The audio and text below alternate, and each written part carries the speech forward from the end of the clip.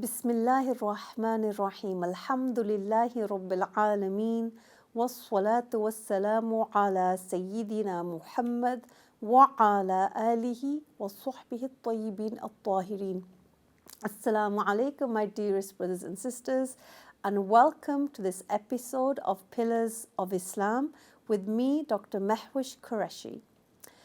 If you watched the last episode, and if you've missed it, it's on the Iqra YouTube station under the playlist Pillars of Islam. I started talking about the questions that a person will be asked when they are resurrected.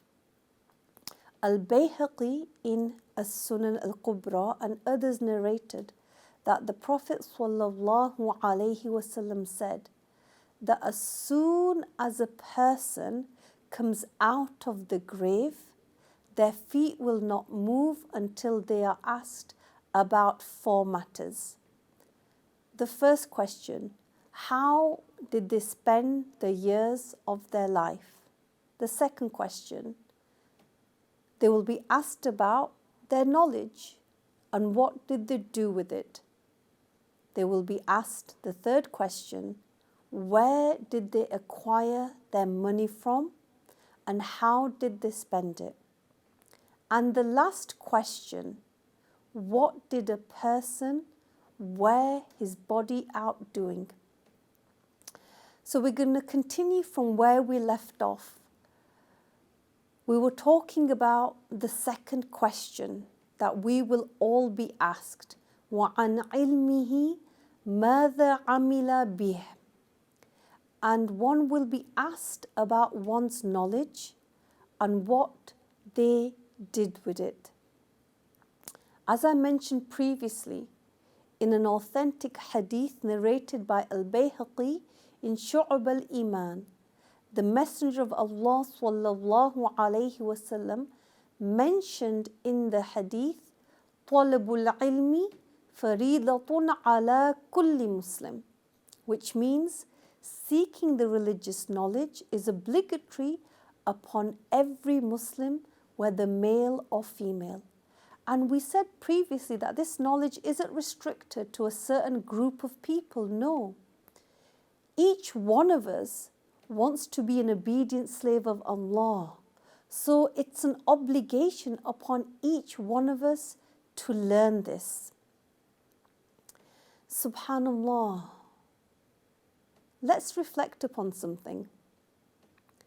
Many Muslims don't know what the correct Islamic belief is. Let's have this scenario. If a non-Muslim came to you and they asked you, teach me about Islam. How is Islam different to Christianity? How is it different to Judaism, Sikhism, Hinduism? Would you be able to teach them the basic belief in Allah? That He is not like the creation. He is free of every attribute of the creation. He is not a body and does not have bodily parts. He cannot be imagined. He does not change. He is free of all need. He exists without a beginning, and His existence never ends. He is one without a partner in His self, His attributes, and His creating. He cannot be imagined in the mind. Are you able to teach them about the prophets? That they are all men, all attributed with truthfulness, trustworthiness, and intelligence. So lying, dishonesty, vileness, foolishness, dullness, and cowardice, and any quality that repels, that pushes people away from accepting the call of Islam from them, is impossible to be among their attributes. That they must be attributed with impeccability, that they are protected from ever committing kufr, blasphemy, before and after prophethood. They are protected from committing enormous sins, kaba'ir, before and after prophethood, and small abject sins that reflect a mean, lowly character. They're protected from committing this before and after prophethood. Would you be able to teach this non-Muslim what are the things that if a person is a Muslim, they shouldn't do so that they don't fall out of the fold of Islam, that they don't commit apostasy? Would you be able to teach them what the kufr beliefs are, the kufr sayings, the kufr actions? Would you be able to teach them how to perform acts of obedience? Like if they asked you, how do you make wudu? What are the integrals? What are the conditions? What are the invalidators? Would you even know what they are? Like if they ask you, okay, what's the basic thing that I need to do to make sure my wudu is valid? What's the minimum? What we call integrals religiously. Those things that are part of an act of worship, which if left out partly or completely, then the act of worship is invalid. Would you be able to teach them that? Would you be able to teach them what invalidates their wudu, for example, or their prayer? If they say to you, okay, I heard that when you go to the toilet, if you do a number 1 or a number 2, you need to wash yourself. Can you teach me? I mean, no one's ever taught me. Can I use a wet wipe? Is that okay if I go for a number 2 and can I use that to clean myself and then make wudu? Would my prayer be valid? Many people haven't learnt that.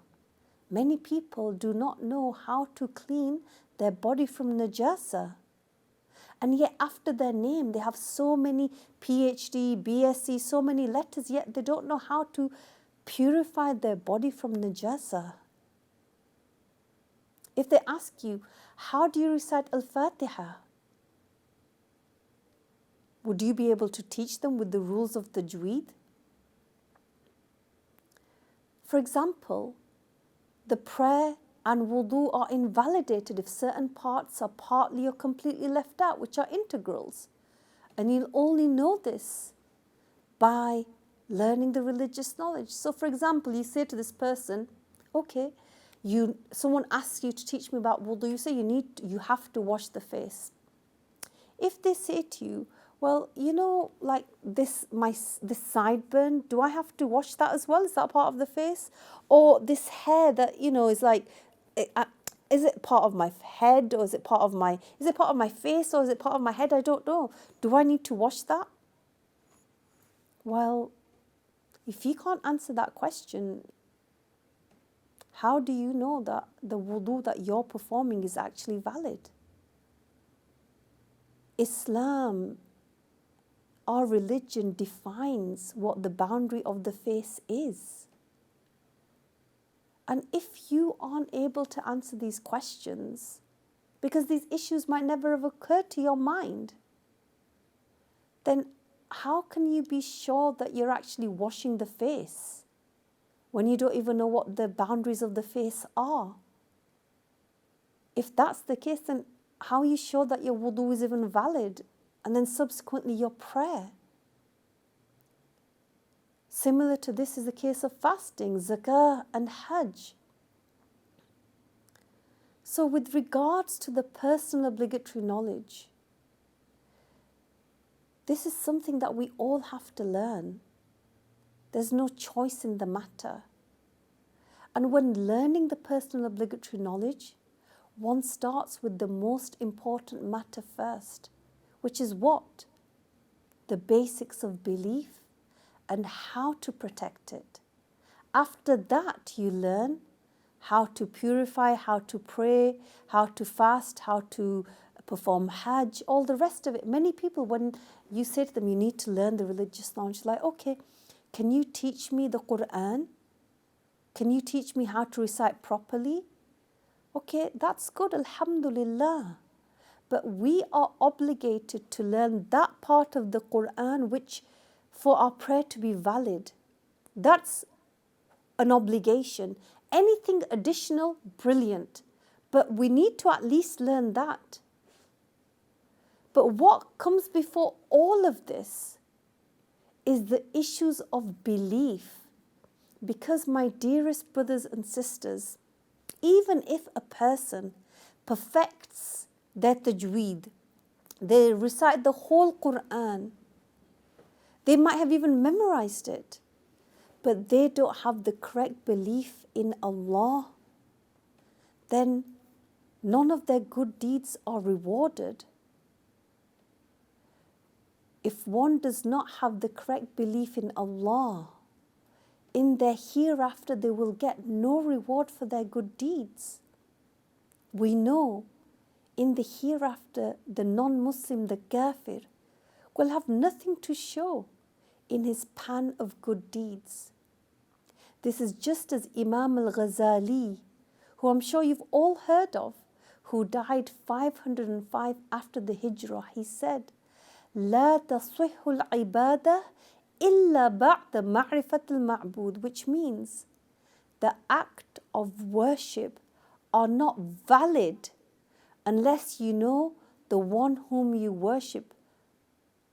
In other words, one's reciting of the Quran, one's tajweed, one's prayer, one's fast, one's hajj, other acts of worship are not valid and not rewardable if one does not have the correct belief about Allah.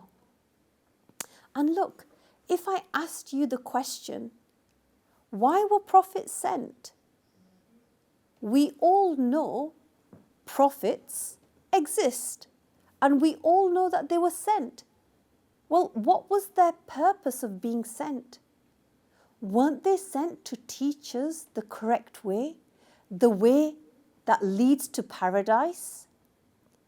And there is no way that is better than the way of Prophet Muhammad sallallahu alaihi wasallam. No one nowadays, even if they claim, if you follow me, if you do what I say, if you follow my way, it's the correct way. No, the correct way is the way that Prophet Muhammad sallallahu alaihi wasallam came with. Whether we find it easy or hard, whether we understand it or not, following his way, in following that lies our success. And what did Prophet Muhammad sallallahu alaihi wasallam do with the companions? Because following his way is the correct way and the best way. So let's see what was his way. The companion Jundub, the son of Abdullah, he said, كنا مع النبي ونحن فتيان حزاورة فتعلمنا الإيمان قبل أن نتعلم القرآن ثم تعلمنا القرآن فازددنا به إيمانا. This means, and this is a companion, a Sahaba, his name was Jundub, the son of Abdullah. He said, when we were young men, the Prophet sallallahu alaihi wasallam taught us about the issues of belief before he taught us the Quran.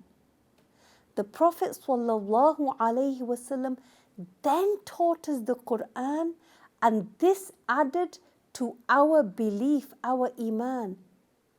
What did he do first? He taught the companions who spoke Arabic. He spoke Arabic. The Quran was in Arabic. What did he do first? He taught them the issues of belief first before he taught them the Quran. And then he taught them the Quran, which added to their belief, to their iman.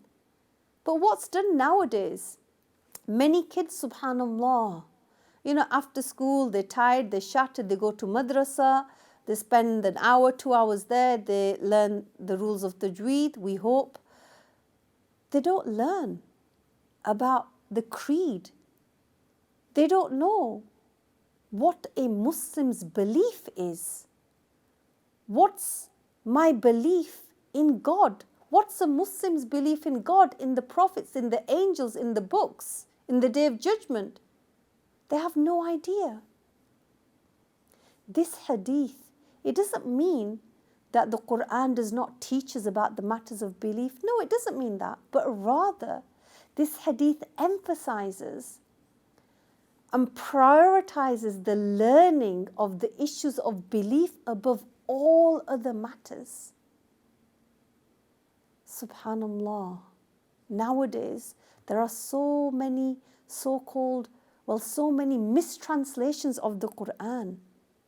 So many mistranslations. And if you haven't learned the correct creed in Allah, you might misunderstand what you read and become misguided.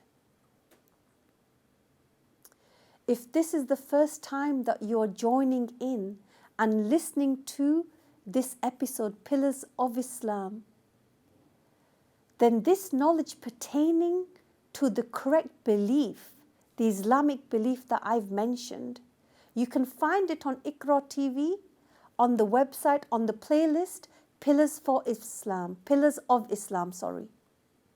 Now, the one who learns the basics of belief and other rules of the religion and implements them, then they will be successful in the hereafter. In other words, on the Day of Judgment, when they are asked about the religious knowledge and how they implemented what they learned, they'll be able to give answers that do not make them feel embarrassed or ashamed or disappointed or humiliated, because they learned the correct knowledge.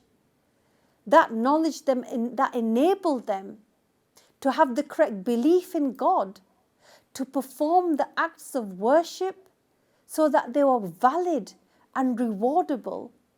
They performed fasts, performed prayers, performed hajj, gave zakah, all in compliance with the rules of the religion. When they bought according to the rules of the religion. When they sold according to the rules of the religion. When they married according to the rules of the religion. Now, my dearest brothers and sisters, a person cannot be certain that they are doing any of the above acts of worship that I listed in the correct manner if they do not have the religious knowledge. Ibn Hibban narrated in his Sahih that Prophet Muhammad sallallahu alaihi wasallam, he said this all those years ago. He said, رُبَّ قَائِمٍ حَظُّهُ مِنْ قِيَامِهِ السَّهْرِ وَرُبَّ صَائِمٍ حَظُّهُ مِنْ صِيَامِهِ الْجُوعِ, which means one might find a person. And who is saying this? Prophet Muhammad sallallahu alaihi wasallam is saying, one might find a person who stays up praying at night, but only gains tiredness from their prayer. And one might find a fasting person who only gains hunger from their fast.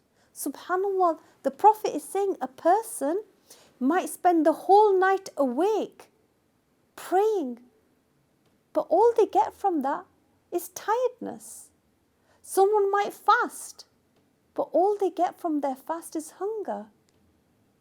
One of the reasons for this, for a person only gaining tiredness and hunger from their act of worship, is because they didn't learn the religious rules. And thus they performed invalid prayers and invalid fasts. This hadith emphasizes the importance of learning the personal obligatory knowledge of the religion. Because through this knowledge, and only through this knowledge, that one learns about the obligatory matters and how to perform them in a valid manner. Subhanallah, this knowledge can be learnt if someone really put their mind to it over a weekend, even less than that. So what's holding you back from learning this knowledge? the pious Muslim does all the good deeds in complete sincerity to Allah, because they know the religious knowledge teaches them that this is a condition for earning the reward. Many people don't learn the issues to do with the sins of the heart. There's the religious knowledge, it teaches you obligations of the heart, sins of the heart. They don't know what the sins of the heart are. Like, for example, insincerity. Insincerity is an enormous sin. When someone does a good deed for the sake of the people, to be praised by them, and what happens? Their reward is nullified. They don't learn the sins of the heart. Subhanallah. There's so much that can be said. So much that can be said. Sincerity is so important because we don't want to be individuals who are doing deeds without a sincere intention, because yes, it may be valid, but if you haven't made your intention that you're doing it for the sake of Allah, then there is no reward in that. No reward. For example, raising your children, spending sleepless nights when they're unwell, feeding them, changing their nappies, dealing with their tantrums, giving them a kiss or a cuddle, wiping away their tears, looking after your parents, visiting them, looking after your spouse, cooking, cleaning, shopping, spending a day at work, earning a halal income. If you are not correcting your intention that you're doing this for the sake of Allah, then there's no reward. Many people, my dearest brothers and sisters, on the Day of Judgment, they will be so shocked to see that there's hardly anything in their scale of good deeds, because they didn't learn how to ensure that act, that deed is valid and that it is rewardable. It is only by doing that deed in compliance to the rules of the religion and for the sake of Allah does a person reap the reward. Subhanallah. And as we know, the person who acquires this knowledge and implements it as ordered by Allah will be successful in this life and the next. Therefore, we should be eager to acquire this religious knowledge. And I hope you can join and listen in to these episodes. They're all available online on YouTube. And Allah knows best. Assalamu alaikum wa rahmatullahi wa barakatuh.